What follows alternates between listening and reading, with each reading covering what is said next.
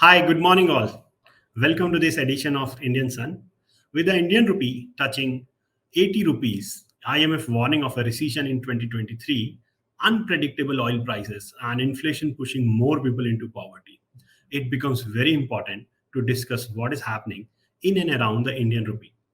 With countries like Sri Lanka, Italy, and UK already facing the impact of inflation and US is slipping into a technical recession, the biggest question today is when this uncertainty is going to end.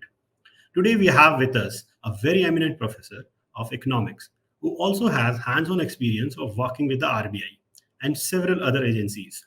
Professor Rudra Sensarma to talk on the issue in hand of the record fall in rupee and rest of the economy. Sir, we welcome you. Thank you very much. I look forward to sharing my thoughts with your viewers. Thank you, sir. Thank you very much. So we read your recent article on RBI managing the rupee fall well. We would be going through different aspects of the same, starting with some basic knowledge on the subject matter for the audience of Indian Sun.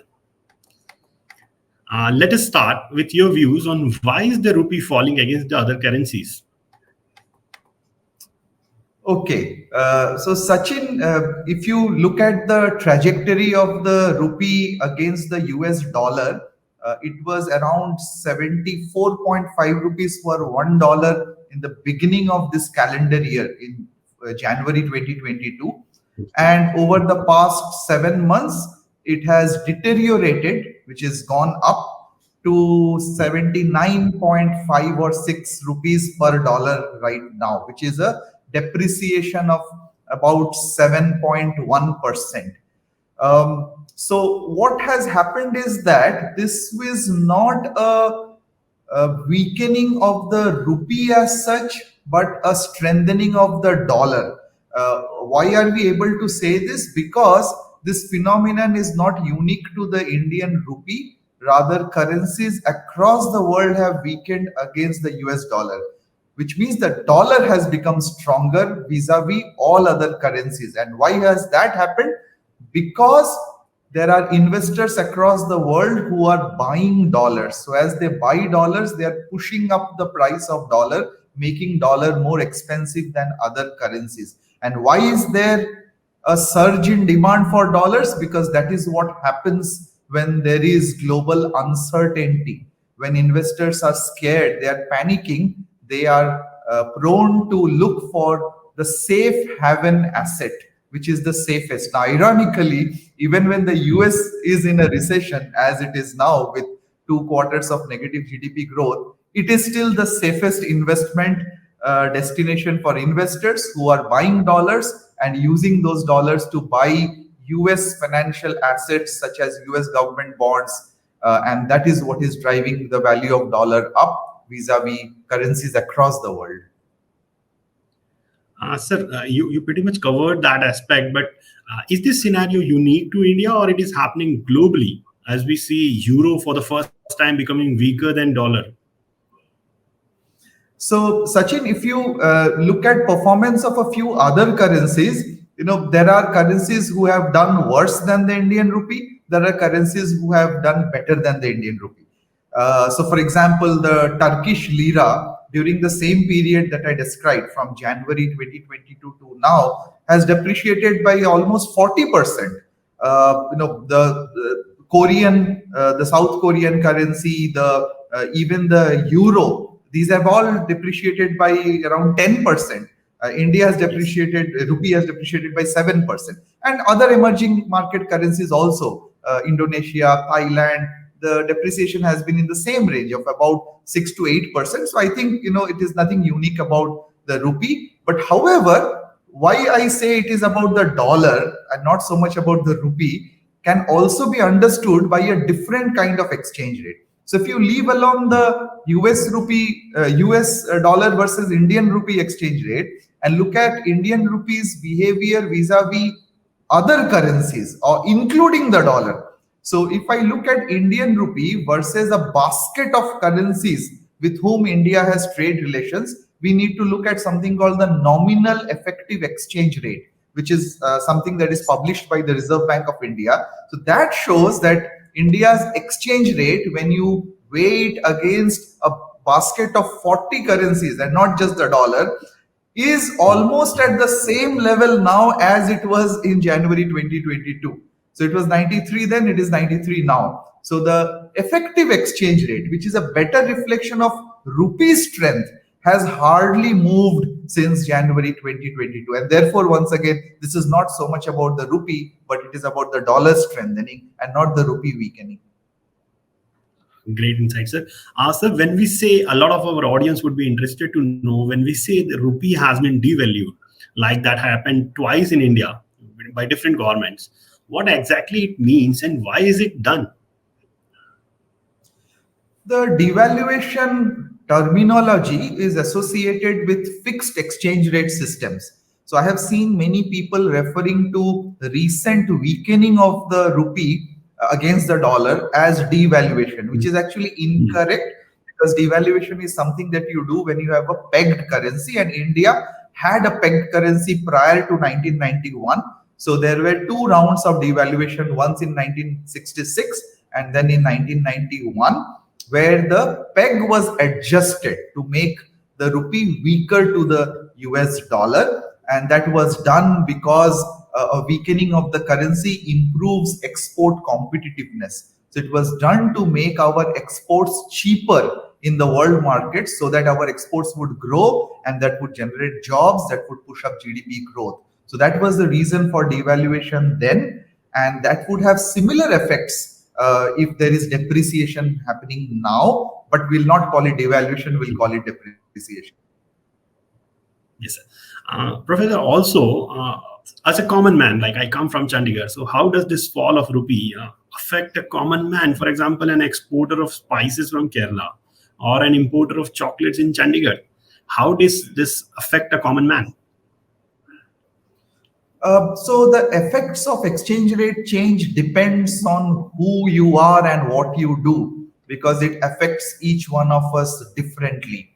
So think of it as, let's say, potato prices going up. Now, whether you are a buyer of the potato, that's a consumer, or are you a seller of the potato, that's a farmer, it's obviously going to affect you differently. And the same logic holds with exchange rate. So therefore, if I am somebody who is buying foreign products, which means I could be an importer, or I could even be a consumer who is buying imported goods, depreciation is going to hurt me, because my foreign product that I'm purchasing has become now costlier. So it's bad for imports. However, if I'm an exporter who is looking to export spices or export even automobiles, which is from a corporate point of view, then it is going to bring me higher revenues in rupee terms. So it's good for business if you are an exporter, but it hurts if you are an importer or if you are a consumer of imported products. So you mean to say that declining rupee can be an opportunity as well as it can be a crisis for different people? Yeah, I could say it's both an opportunity and a crisis, or perhaps it's neither. To some extent, I think it is overhyped a bit.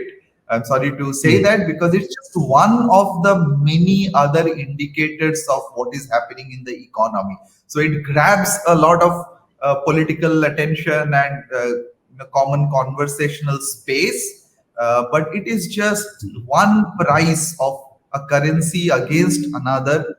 When you compare it with so many other things happening in the economy, I think this, as we discussed, it could be opportunity for some, it could be crisis to others, but for the economy overall, I think we have to take a more balanced view.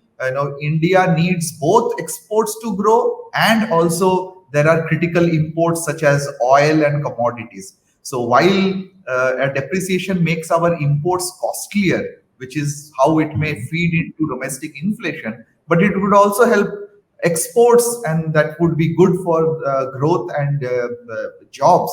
So I think we should not therefore obsess about the level of the exchange rate, because it can have both positive and negative effects.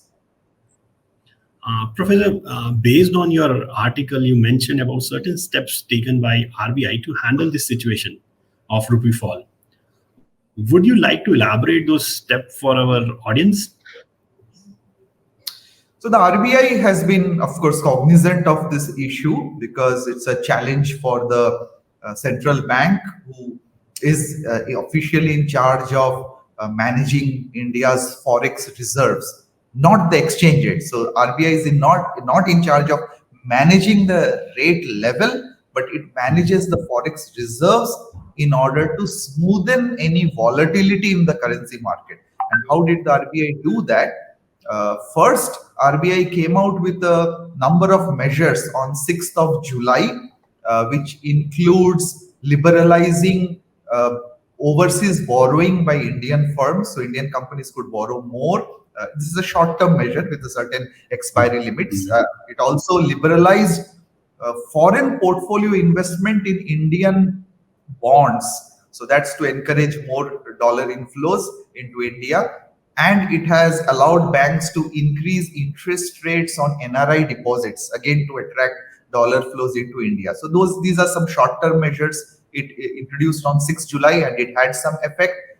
Second, the RBI has been increasing the repo rate. So it has increased the repo rate 3 times in the last 3 months. Now, I mean, you have to keep in mind that was not done with exchange rate in mind, but it was done to control inflation. So hiking the repo rate was done primarily to address inflation, but it also has an effect of making interest rates in India higher. Therefore, the bond yields in India would be higher, which would therefore attract foreign portfolio investors in Indian bond markets and help the exchange rate therefore. Third, and most importantly, going back to my first point, the RBI has been using its forex reserves very smartly to manage the volatility. That is, it has been releasing dollars from its forex reserves and increasing the dollar supply in the forex market, so that the depreciation of the rupee has been cushioned. So while the rupee has been falling over time, but the volatility has been managed. So RBI has been able to provide a soft landing to whatever be the eventual level that the rupee reaches. So in that article, which is available online, if your viewers want to look up, I have actually shown that the volatility in terms of standard deviation, which is the fluctuation in the currency, and the returns on the currency have actually come down over the last 2 months, even when the level has been deteriorating. So I think RBI has been doing its core job of maintaining orderly conditions, that is controlling volatility in the exchange rate while letting the rupee find its own level, which is really what the central bank should do in a regime where we have a floating exchange rate and not a pegged exchange rate, because pegged exchange rate comes with its own problems, whereas in a flexible exchange rate, you let the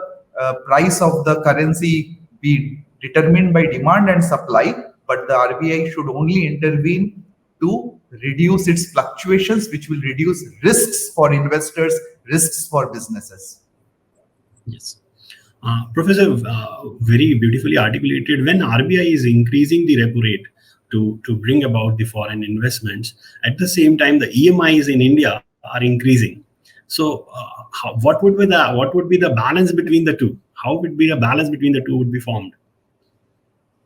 So you see, this is similar to the price of potatoes that I referred to earlier, that if the price goes up, it hurts some, but it benefits others. So the same goes with interest rates. So you have rightly pointed out, with a rising interest rate, borrowing will become costly, and therefore it will certainly hurt growth, no doubt about that. But I think since we have a trade-off in the short run between growth and inflation, very nicely summarized by something called the Phillips curve, which shows the trade-off between inflation and unemployment. So we know that you can't have both in the short run. You cannot have higher growth and lower inflation using short-run policies. For that, you need other policies such as structural reforms to have lower inflation and higher growth in the long run. But in the short run, when you are faced with this trade-off, the central bank has to prioritize. And right now, the priority is inflation because of two reasons. A, it is the given mandate. So the RBI does not have a choice. Its mandate says you have to target inflation at 4% plus or minus 2%. Secondly, growth seems to be on track right now. There is momentum. Most indicators in the economy are showing that the engine of the economy is chugging along nicely, and the government is focusing on helping growth and investment. So the RBI has now the comfort of returning its attention to inflation, because inflation, if left unattended, could suddenly go out of hand, could bring in expectations of higher prices, causing hoarding to happen, which will then become a bigger problem. So I think RBI has done the right thing by increasing repo rate to control inflation, and also by keeping up with the US Fed's rate hikes. The RBI is also managing to hold the interest rate differential between Indian interest and US interest, so that the foreign investors can continue to bring their funds to India. So you pointed out that RBI is now bringing its attention to inflation. So I want to talk about the uncertain future of rupee. But before that, I also want to understand that during the COVID times, there had been a lot of support to the economy by the government and by the RBI. Now it is the time to come back to normalcy. So they are trying to bring it back. But do you think that the time frame for that should be a little longer, or we should keep it short? You see, hindsight is always, wisdom 2020. So we do not know till the future is here. So as of now, it looks like the worst is behind us. So we do not know whether another pandemic hits us. We do not know how long will the Ukraine war continue. But looking at the signs, it seems that the worst is behind us, and therefore it is time to go back to the established separation of responsibility between the government and the central bank. And the responsibility is for the government to promote growth and for the central bank to control inflation. So there is never a good time to do that, because the more we delay normalcy, things could go out of hand. As I said earlier, expectations could set in that the RBI is supporting growth and therefore going to neglect inflation.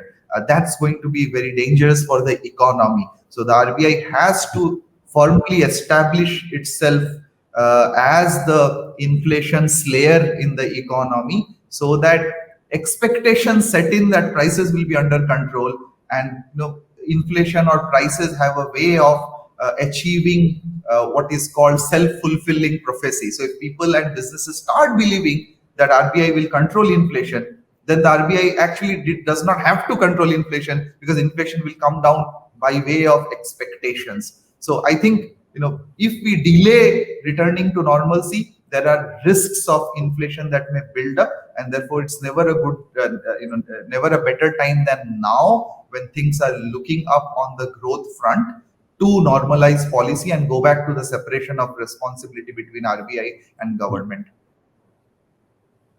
So one word I'll take from your words, that expectations. So as a common man, my expectation is that I get cheaper goods, I get growth in the economy. The government would be focusing more on growth. The RBI would be focusing more on controlling inflation and exchange rates.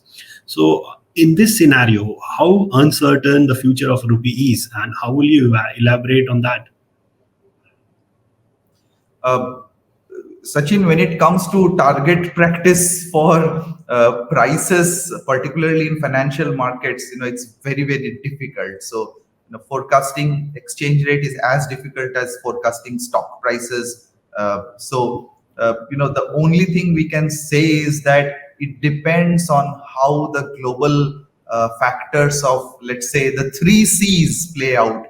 And the 3 C's would be COVID and conflict and commodity prices. So if the COVID, and of course these are correlated as well. So if the COVID lockdowns return in China and other places, and that continues to create supply chain disruptions, as we have seen in terms of chip shortages and movement of freight because of port closures in China and elsewhere.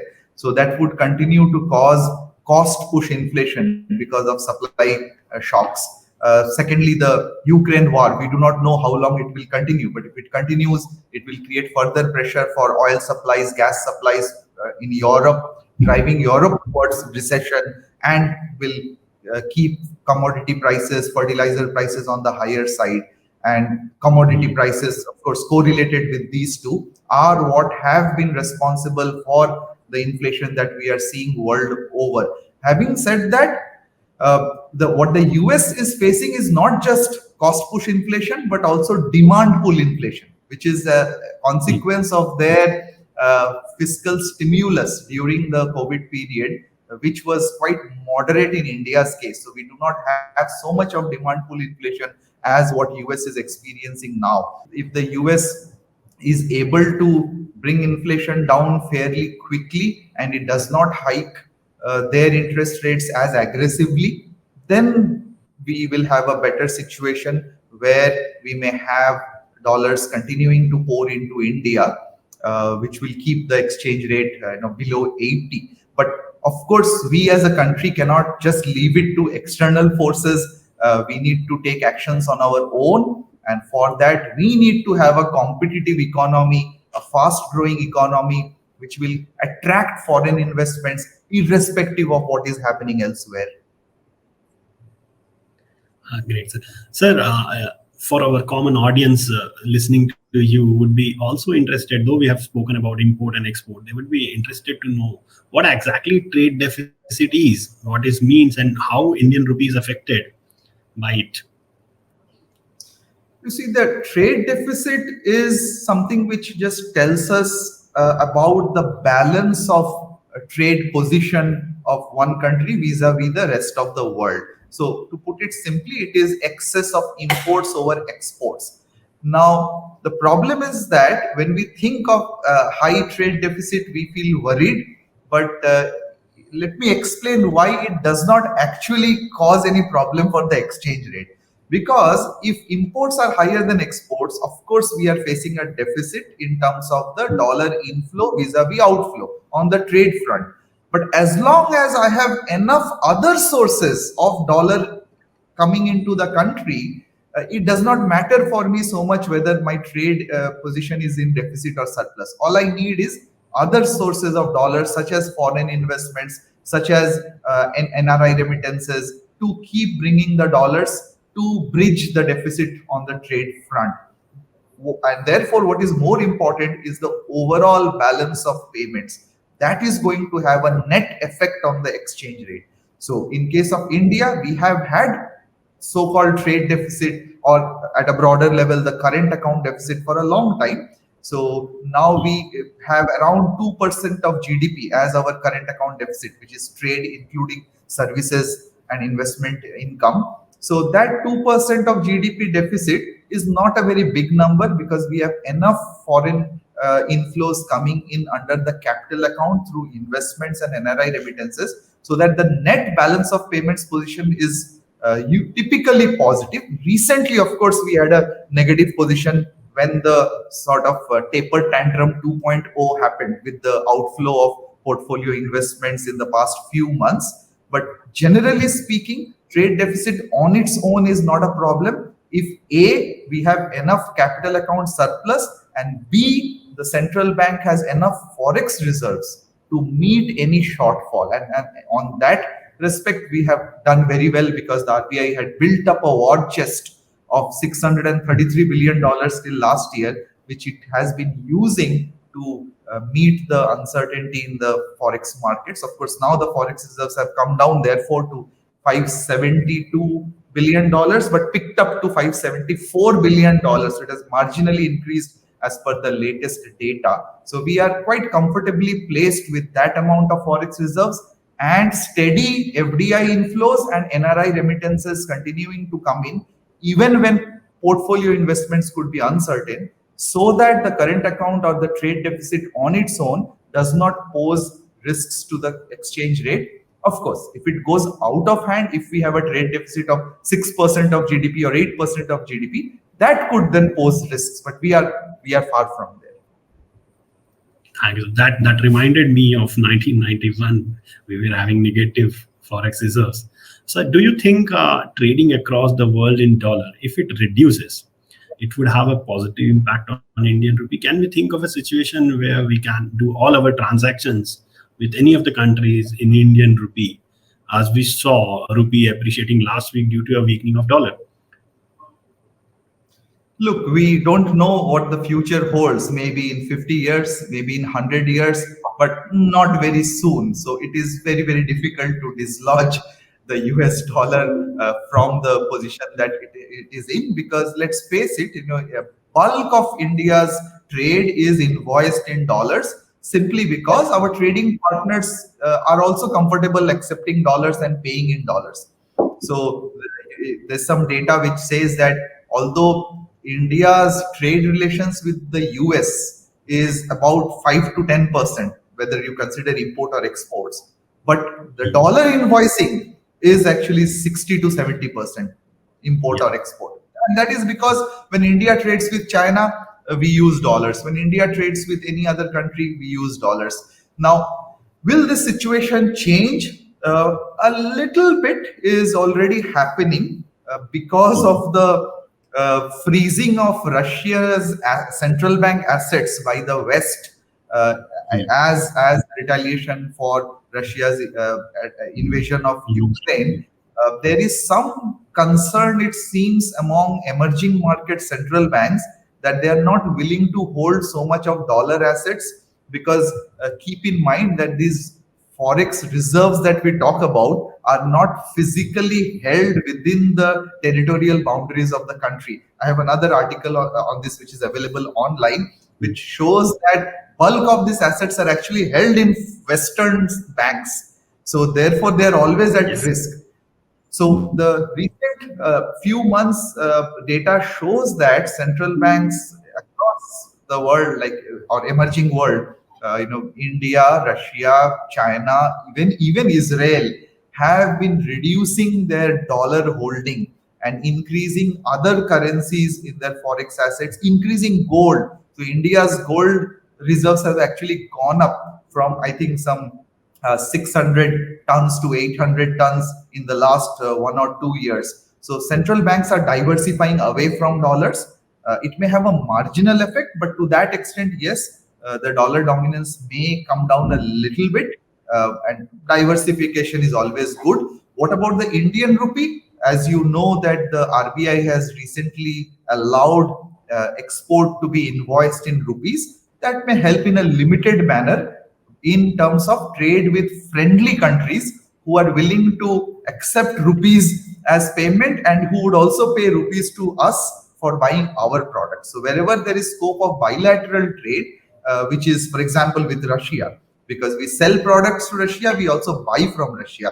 It could be even with Middle East countries. So we buy oil from Middle East countries, but we also sell food and other consumer products to Middle East countries. So wherever there is two-way trade with friendly countries, rupee can be used as an alternative to dollar. So that will give some cushion to our dependence on the dollar. But I think we are a far, far way off from replacing the dollar, because let us face it, the US economy's inherent strength built on 75 years of the post World War II growth and innovation cannot go away overnight. So, it remains the world's largest economy. It is among the top 10 countries in terms of per capita income. It has the world's highest gold reserves at 8,000 tons, which is 10 times of what RBI holds. So that dominant position will continue for quite some more time. So a little set off from the topic. 800 tons you mentioned as foreign reserves gold. Do you think this is the time we should bring some gold back to India with this geopolitical situation across the world? Yeah, it's a difficult question. So it depends on how much we trust our Western partners to keep our gold safe. So I think, as democracies, we need to trust other democracies, and as long as we feel that our gold is safe, wherever it is, part of it is in England, part of it is in the Bank of International Settlements. I think we need not worry about bringing the gold back. But I think gold purchases are continuing. So RBI is continuing to buy more gold, but it does not reveal the data as to where the new gold is getting parked. Is it overseas or within India's boundaries? So that we do not have the data on. So you mentioned that government would have their own working methodology for the economy, and RBI will have a certain aspects to look into. How government can work on this apart from RBI in such a situation of rupee falling? Frankly, the government should not worry about it at all and focus on other aspects of the economy because the exchange rate, as we discussed, is a two-way street. So it is not clear whether a higher exchange rate or a lower exchange rate is good for the economy because there are costs and benefits for both. What is more important is the stability, that even if it is rising or falling, it should do at a controlled pace, and that is the job of the Reserve Bank. So, what can the government do? The government should worry about long run prospects of the economy. So, when it comes to foreign investments, short term capital flows, which is because of portfolio investments, will keep coming and going depending on the interest rate differential, global uncertainty, risks, etc. But what the government can do is strengthen the economy so that the stable sources of capital, such as foreign direct investments, will continue to come into the country and we are less dependent on borrowed dollars. So if you think of portfolio investment, it is borrowed dollars because it will go back. But foreign direct investment is more long term. So it is like a steady relationship rather than a casual fling. So in order to keep attracting the foreign direct investment, the government has to strengthen the business environment by implementing some of the pending reforms, such as the land acquisition rules. Implement the simplified labor laws very quickly and try to reduce regulatory burden as far as possible, create a positive perception about business in the country, and roll out the red carpet for foreign investors, including improve the environment for domestic investments also to increase. And by doing that, if we are able to make the economy more competitive and stronger, foreign direct investments will continue to come in. It's already coming in. If you look at the recent data, we are enjoying some $5 billion of foreign direct investments every month in the last few, I think, last few quarters. Barring the worst of the COVID shocks, our FDI inflows have been quite steady. So we need to continue and increase that. So that's where the government's focus should be. And if the economy's competitiveness improves, certainly our exports will also grow, which will add to another source of forex revenues. And that export growth will also help the rupee in turn, and it will also generate jobs and help growth. So the government should be focused on long-term prospects of the economy rather than worry about short-term events which are best left to the financial market regulators such as the RBI. Yeah. Professor Rudra, taking the discussion to a broader perspective of geopolitical situation across the world, with the IMF in their blog about a tough 2020 and an even tougher 2023, do you think we are standing in front of an even bigger crisis than 2008? Indeed, the IMF is very concerned about global growth. I think they have forecasted, I may be wrong, but 3% of GDP growth for the world in 2022, down from 6% global growth last year. So the IMF is concerned primarily because of the biggest economy, US, and the second biggest economy, China, also slowing down. So when the global growth is slowing down, this is going to be a concern for everybody, including for India, which means our growth prospects also will get revised downwards. So will it be worse than 2008? It is hard to tell. The difference is that in case of 2008, it was more of a negative demand shock which had caused the slowdown to happen. In this case, we are also facing supply shocks. So that makes it a little more difficult than 2008 because of those three C's that I spoke about, which were not there during 2008. So it is certainly harder, more difficult situation than in 2008. But if the US economy recovers. And indeed, if you look at the labor market situation in the US economy, job growth is actually doing quite well. And inflation is has marginally come down. So if they are able to come out of the crisis quickly, then we may not go back to a 2008, certainly not a 2020 like situation anymore. So you have covered the remedies as per your knowledge that of the previous crisis. Any experience from the previous crisis which you want that we should take care of if at all a crisis comes to us? The only way to strengthen ourselves in a crisis is to prepare in advance. So when a crisis hits, you can probably take emergency measures and short-term fixes, but the resilience has to be created based on difficult reforms that you do early on. So to give you an example, during the worst of the COVID crisis, there was a lot of pressure on the Indian government to increase spending by printing of money. And the government of India resisted that. It did not recourse to higher spending and cash transfers financed by money printing. And therefore, the fiscal deficit did go up, but did not go out of hand.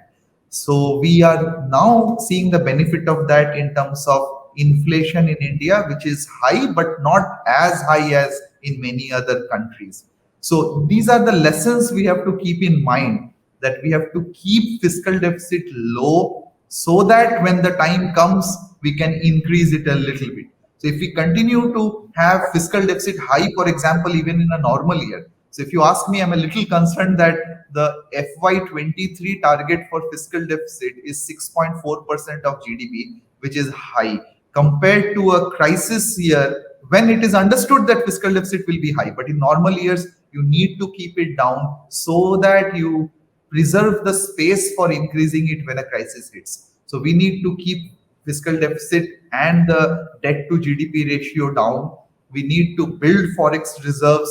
We need to increase GDP growth. We need to have higher foreign investments. We need to reform the economy in many ways so that when a crisis hits, we are in a stronger position and the damage will be less. And indeed, that has happened. If you compare to a situation in 2013, when the original taper tantrum was causing capital outflows from emerging markets, India at that time was in a relatively worse situation than where India is now, because there have been progress on fiscal situation, on forex reserves, and each time we strengthen ourselves, we make ourselves a little more resilient to the next crisis. So to summarize, there are no quick fixes. We need to do the boring things of strengthening our macroeconomic fundamentals.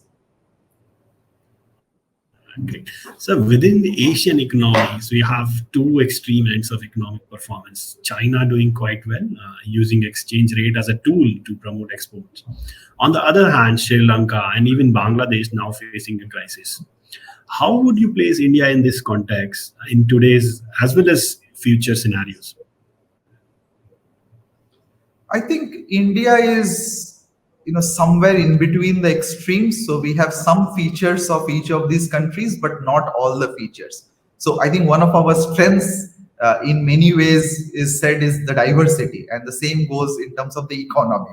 So our economy is diversified in the sense of having a mixed economy, of having various sectors contributing to the economy instead of just one or two. So one of the problems with Sri Lanka was over reliance on tourism and remittances, which were the ones that were hit during the COVID crisis, and even before that because of a terrorist attack, which was the trigger for the problems that Sri Lanka eventually faced. So we do not have that problem of over dependence on one or two sectors. We have a very diversified economy. At the same time, we do not have the Chinese extreme of controlling the exchange rate, because to control the exchange rate, the central bank then has to keep hoarding forex reserves to maintain the peg, and it reduces its monetary flexibility and autonomy. So we do not follow that model either. We follow a more uh, modern framework of allowing a market-driven exchange rate. We therefore do not have the benefit of an artificially weaker currency to push exports up, which China has done. We cannot even do that, because if we artificially make the rupee weaker, let's say at 100 rupees dollar, it is going to hurt our imports, because we are heavily dependent on oil imports, and it will affect inflation. So we cannot go the China way of keeping the exchange rate weak. We are not Sri Lanka, because we are a much bigger economy and more diversified economy. So therefore, I think we are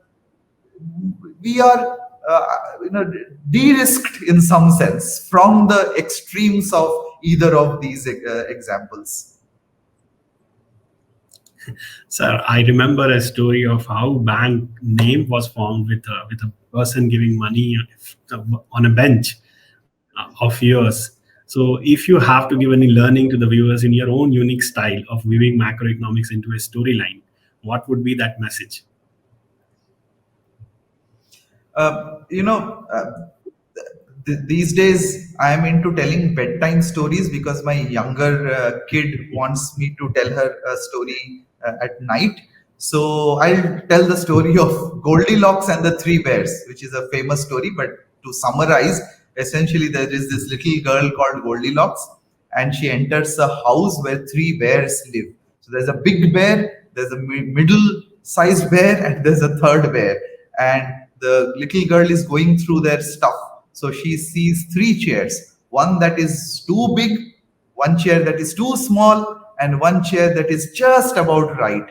Then she goes to the table where the food is laid out. So one bowl of food is too hot, another bowl of food is too cold, another bowl of food is just right.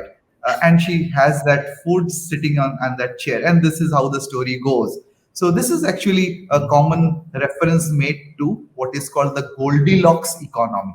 So I think India is in a Goldilocks economy situation. Our GDP growth rate is not very high, but not very low. It is just right.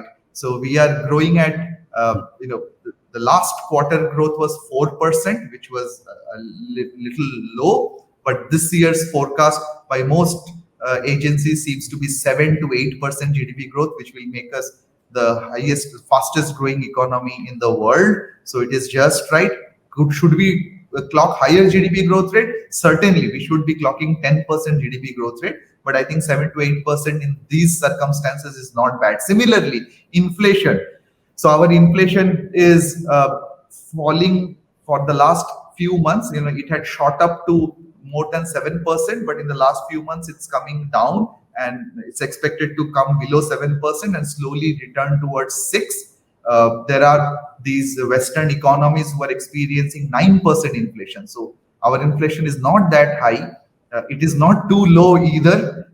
It is satisfactory, but yes, it needs to come down even more. Same goes with fiscal deficit. Our fiscal deficit target is neither very high. It should be lower actually, but it is probably okay. If you look at other indicators like forex reserves, we do not have the problems of Sri Lanka, which has forex reserves of barely $2 or $3 billion. We have $574 billion. So it's not too low, not as high as China, but it still allows us a comfort level of servicing our external obligations for easily the next 10 months. So it is just about right. And the same goes with our trade situation, even the exchange rate, which is where you started the conversation. I think at around 80 rupees to a dollar, it's neither very weak nor too strong. It's probably just right. So we are in a Goldilocks economy at the moment. So after Dosa economics, I'll take this term with me of Goldilocks economy. Our audience would be really happy of this interaction. Thank you very much for your time, Professor Rudra, and it was a wonderful conversation. Thank you. Thanks, Sachin, to you and your team. I enjoyed the conversation.